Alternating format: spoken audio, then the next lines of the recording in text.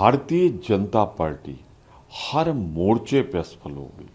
महंगाई आसमान छू रही है, कानून व्यवस्था खराब है। अपनी असफलताओं से ध्यान हटाने के लिए भारतीय जनता पार्टी की पटकथा पर एक तरफ ओवैसी साहब, दूसरी तरफ राज ठाकरे जी जाने अनजाने वही कर रहे हैं कि जिससे प्रदेश को नफरत, सांप्रदायिकता की आग में झोंक दिया जाए। मेरा निश्चित आरोप है कि राज ठाकरे जो गर्दिश में थे, उनको फिर से लाकर और उनसे वो बात कहलाई जा रही है जो कानूनन संभव नहीं है। अगर कहीं माइक लगा है तो आप उसकी सूचना पुलिस को देंगे, पुलिस कार्रवाई करेगी अगर उल्लंघन हुआ है, पर वहां जाकर आप हनुमान चालीसा तो नहीं पढ़ेंगे। अगर आप ऐसा करते हैं तो दोनों लोग गुनहगार होंगे। अगर उन्होंने वायलेशन किया है और आप वायलेशन कर रहे हैं तो ये जानबूझकर किया जा रही हरकत है। जानबूझ करके चुनाव की पटकथा लिखी जा रही है कि आप भाजपा में साहस नहीं है, अपने कामों पे जीत सके, इसलिए वो इस देश को जला देना चाहती है सांप्रदायिकता की आग में।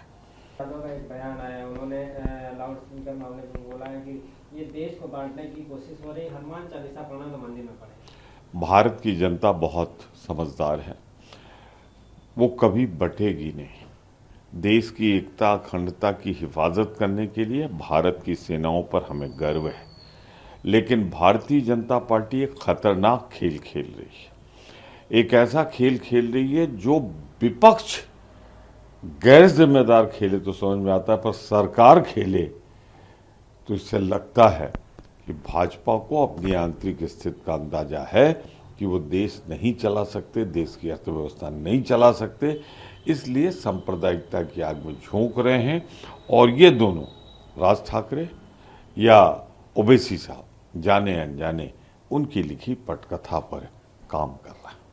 उत्तर प्रदेश के ललितपुर में थाने में एक लड़की की, उसके साथ सच ने रेप किया, हालांकि गिरफ्तारी हो गई। कैसे देख रहे हैं लगातार?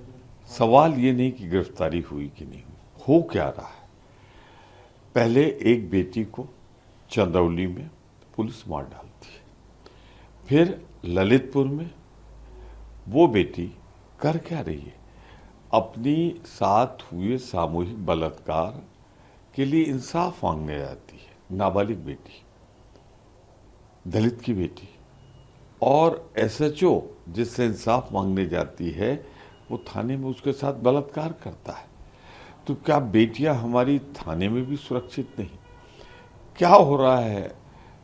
ये सब कुछ मिला के अगर देखा जाए तो पूरी तरीके से भारतीय जनता पार्टी का जहां भी राज है वहां पे कानून का राज नहीं रह गया है। बेटियां असुरक्षित हैं। भाजपा कहती थी बेटी बचाओ बेटी पढ़ाओ, अब तो बेटी को पुलिस और भाजपा से बचाना सबसे बड़ा उद्देश्य और मुहिम और जरूरत। जिस तरह से लखीमपुर की जो घटना हुई थी तो दुनिया में उसको लेकर किसान संगठन